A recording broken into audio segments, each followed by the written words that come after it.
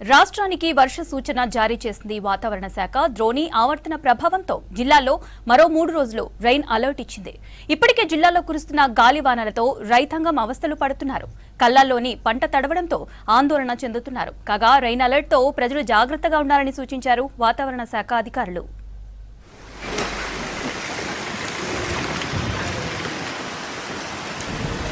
రాష్ట్రానికి rain alert ఇచ్చింది IMD. ద్రోణి ఆవర్తనం ప్రభావంతో 3 రోజులు వానలు కురిసే ఛాన్స్ ఉందన్నారు అధికారులు. గరిష్ట ఉష్ణోగ్రతలు 2-3 డిగ్రీలు తగ్గే అవకాశం ఉందని చెప్పారు. ఇక ఇప్పటికే రాష్ట్రంలో భిన్న వాతావరణం కొనసాగుతుంది. జిల్లాలో ఈదురుగాలులు, వర్షాలు బీభత్సం సృష్టిస్తున్నాయి. గాలివానకు ప్రాణ నష్టంతో పాటు పంట నష్టం వాటిల్లుతోంది. భారీగా పంట నష్టపోయి తీవ్ర ఆవేదన చెందుతున్నారు రైతులు.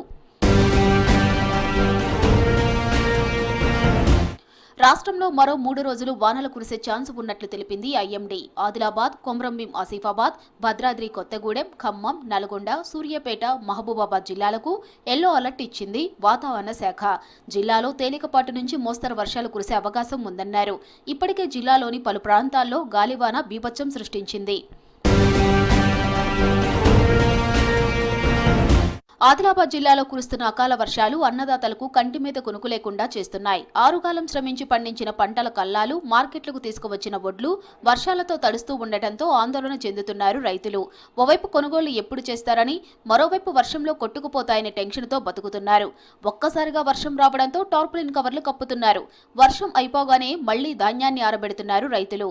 సర్కార్ స్పందించి ధాన్యం కొనుగోళ్లను స్పీడప్ చేయాలని కోరుతున్నారు రైతులు.